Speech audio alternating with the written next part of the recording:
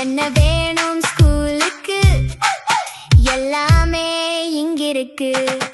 Super Saravana stores, Chennai, Madurai, Kovai.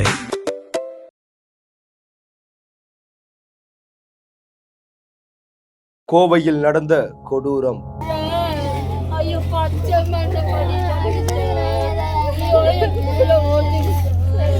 10 வயது சிறுமி பலாத்காரம் செய்து கொடூர கொலை.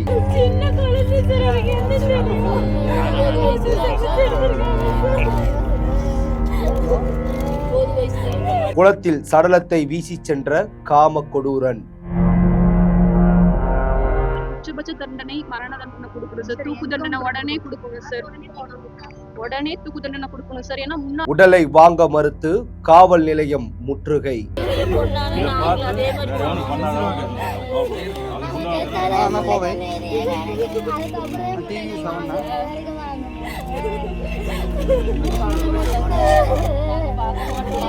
போலீஸ் குவிப்பால் கோவையில் பதற்றம். வந்துட்டு சிஎம் சாரோட நாலேஜ்ல இல்லாம இருக்காது.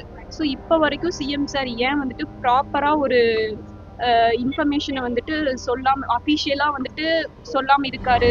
5ஆம் வகுப்பு மாணவிக்கு நடந்தது என்ன? விரிவாக பார்ப்போம். Welcome to crime tax.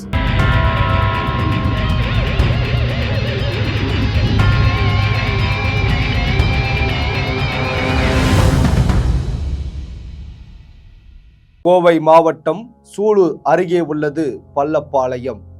அங்கு உள்ள பாரதிபுரத்தைச் சேர்ந்த தொழிலாளி தம்பதியினருக்கு 10 வயது மகள் உண்டு.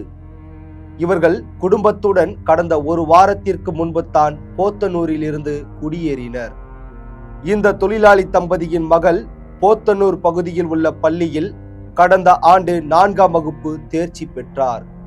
அங்கிருந்து மாற்றுச் சான்றிதழ் வாங்கி வந்த நிலையில் 5ஆம் வகுப்பிற்கு கண்ணம்பாளையம் பள்ளியில் சேர்க்க பெற்றோர் முடிவு செய்தனர். இந்த நிலையில்தான் 10 வயது சிறுமி கடந்த வியாழக்கிழமை மாலை வீட்டின் அருகே விளையாடி கொண்டிருந்த போது திடீரென காணாமல் போனார்.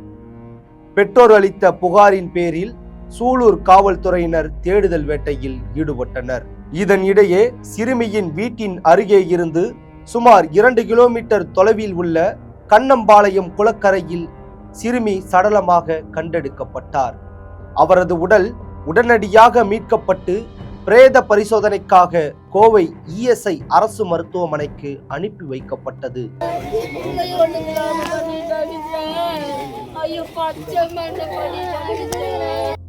சிறுமி பாலியல் வன்கொடுமை செய்யப்பட்டு கொலை செய்யப்பட்டிருக்கலாம் என்ற கோணத்தில் சிசிடிவி காட்சிகளை ஆய்வு செய்து காவல்துறையினர் விசாரணையை முடக்கினர்.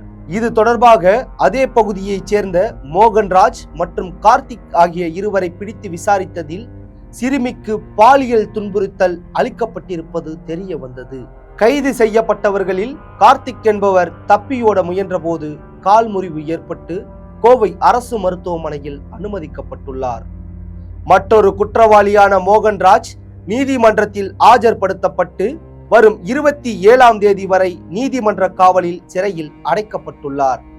இக்கொடூர சம்பவத்திற்கு நீதி கேட்டும் குற்றவாளிகளை கடுமையாக தண்டிக்க வலியுறுத்தியும் சிறுமியின் உறவினர்கள் மற்றும் பொதுமக்கள் திருச்சி சாலையில் திடீர் மறியல் போராட்டத்தில் ஈடுபட்டனர். ஸோ அவங்க தான் அக்யூஸ்ட் அப்படிங்கிறது கன்ஃபார்ம் ஆகல. ஸோ அவங்கள வந்துட்டு கஸ்டடியிலே வச்சிருந்திருக்காங்க.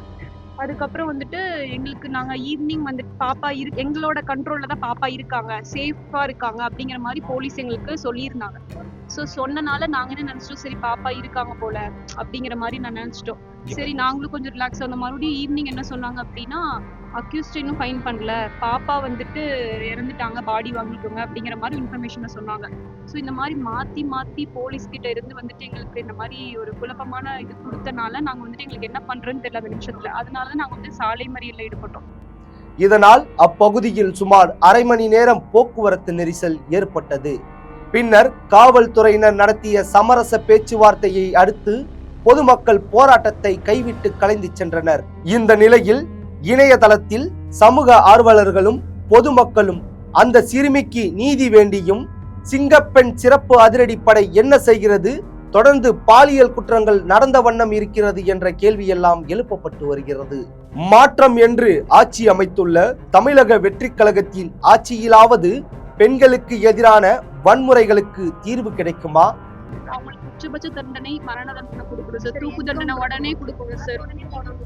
உடனே தூக்கு தண்டனை கொடுக்கணும் சார். ஏன்னா முன்னாடி இருந்த சட்டம் ஒழுங்கா இல்ல அப்படின்னு சொல்லி தான் நாங்க இந்த கவர்மெண்ட்டை சூஸ் பண்ணி, ஸோ நியூ ஜென்ரேஷன் நாங்க இந்த கவர்மெண்ட்டை சூஸ் பண்ணி உங்களுக்கு இவ்வளவு சப்போர்ட் பண்ணிட்டு இருக்கோம். ஏன்னா இப்பதான் வந்திருக்காங்க, வந்த உடனே இந்த மாதிரிலாம் நடக்கும்போது ரொம்ப பயமா இருக்கு சார் எங்களுக்கு எல்லாமே.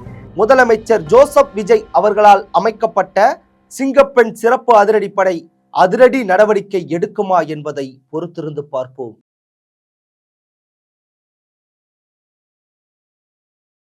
என்ன வேணும் ஸ்கூலுக்கு, எல்லாமே இங்கிருக்கு. Super Saravana stores, Chennai, Madurai, Kovai.